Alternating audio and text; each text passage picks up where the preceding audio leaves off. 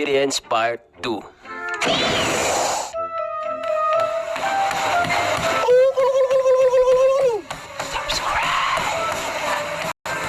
Marunong ba kayo maglaba? Tinuruan pa kayo ng mga magulang nyo paano maglaba? Ikaw din ba ang nagsasampay ng mga labahin mo? Pwes, naranasan mo na bang mahulog yung mga sampay mo dahil napulog mo alam na pinagsasampitan mo? Oh, hindi! Ang mga sinampay ko! Bakit? Nakakainis, di ba? Kakalaba mo lang nadumihan kaagad yung mga labahin mo. Hindi pa nga natuyo Ang masaklap pa dyan, kung puro puti lahat ng nilaban mo. Yung mga rude na assistant ng mga shop, nainis din ba kayo minsan sa mga yon? Yung pumunta ka doon para magtanong about sa product nila, ganito sasabihin sa'yo. Bibili ka ba? Hindi po. Magkakanvas lang po muna sana ako. Hindi kasi kami nag-entertain dito ng mga hindi bibili bakit po? Kasi panay ang tanong, hindi naman bibili. Anak nang nagtatanong nga ako Kaya nga kayo naging assistant dyan para makipag-usap sa customer, para bigyan nyo kami ng information about sa product nyo. Maiintindihan ko sana if paulit-ulit ako pumupunta sa shop nyo na panay tanong lang. Pero minsan lang ako magtanong tapos ganun pa yung serbisyo na matatanggap ko. Nakakainis, di ba? Naiinis din ba kayo pag namimili mga taxi driver ng pasahero?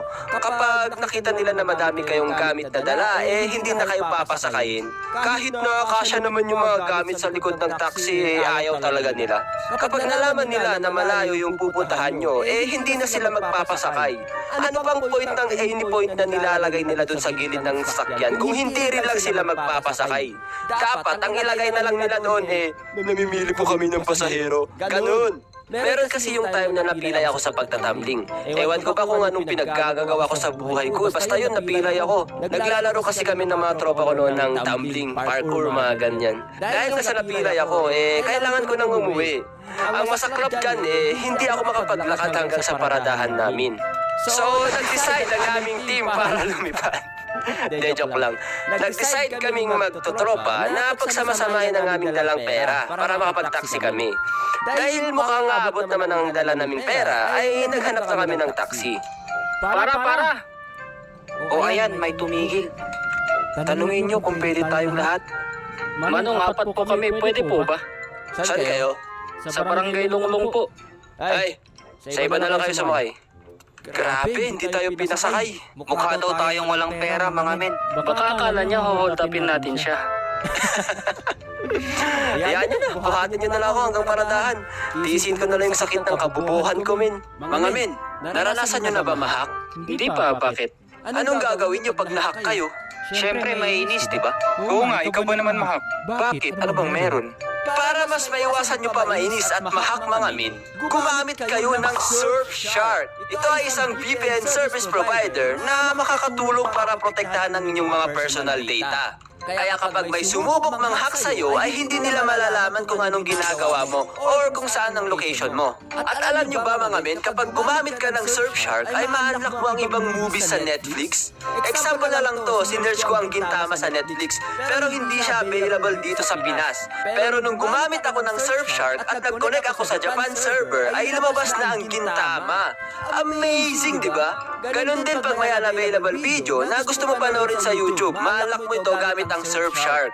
So ano pang hinihintay nyo, mga men? Mag-sign up na kayo sa link na nasa description sa baba at gamitin nyo ang code na GENANIMATION para may 83% discount ka at 3 months free trial. Eto pa, may 30 days money back guarantee. Naranasan nyo na bang mawalan ng pera? Nakakainis, di ba? Dahil nga sa na-injury yung pa ako kakatumbling, ay kailangan ko pumunta sa hospital para magpa-x-ray. So may dala akong 1K nung time na yon para pangbayad sa doktor na mag-x-ray sa akin. At alam nyo ba ang nangyari? Nahulog ko yung pera ko sa jeep. What the hell is happening in my life? Shoutout dun sa nakapulot ng pera ko. Comment ka naman dito, ano po feeling na nakapulot ng 1K? Naiinis pa kayo pag nagka-crash mga ginagamit yung software sa computer? Yung nagra-rush ka para tapusin yung ginagawa mo, biglang nag-crash. Madalas mangyari sa akin yan dati Kailangan ko nang tapusin to. Malapit na deadline, gusto ko na magpahinga. No, my friend, don't do this to me. Oh, shoot, nag-crash. Bakit naman? Kaya, kung isa kang animator, graphic designer, o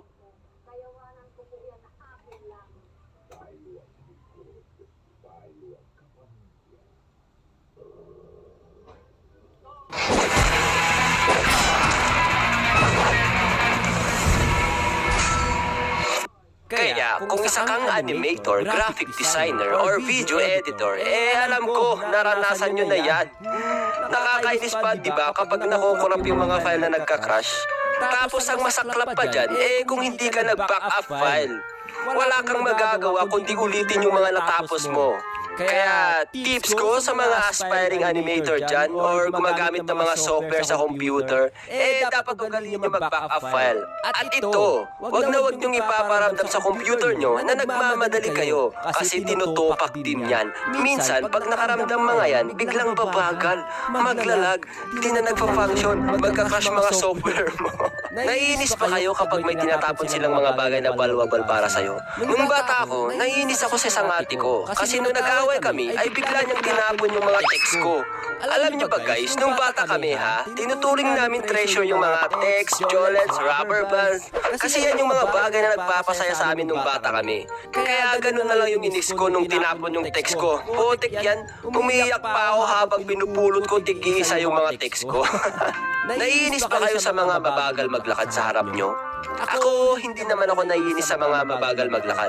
Naiinis ako if nakapag-create na sila ng traffic tapos wala silang pake. Yung wala ka ng dadaanan kasi sinakop na nila yung daanan tapos pa-selfie. Putik yan, umiiyak pa ako habang pinupulot ko tig-isa yung mga text ko. Naiinis ba kayo sa mga mabagal maglakad sa harap nyo? Ako, hindi naman ako naiinis sa mga mabagal maglakad. Naiinis ako if nakapag-create na sila ng traffic tapos wala silang pake. Yung wala ka ng dadaanan kasi sinakop na nila yung daanan tapos pa-selfie-selfie pa sila. Nak, parang gusto mo na lang sipahin sa likod no? Joke lang guys. Alam ko namang masaya makipag-usap sa kasama habang naglalakad. Kaya ganito na lang gawin nyo. Hello, excuse me, pwede maghiwalay lang kayo saglit. Diyan din lang naman ending yan Joke lang. Excuse lang po, dadaan lang po kami mga tinipon nyo dito sa likod para masaksihan ang pagbabahalan yung dalawa. Ngayon, dahil kita naman namin na mahal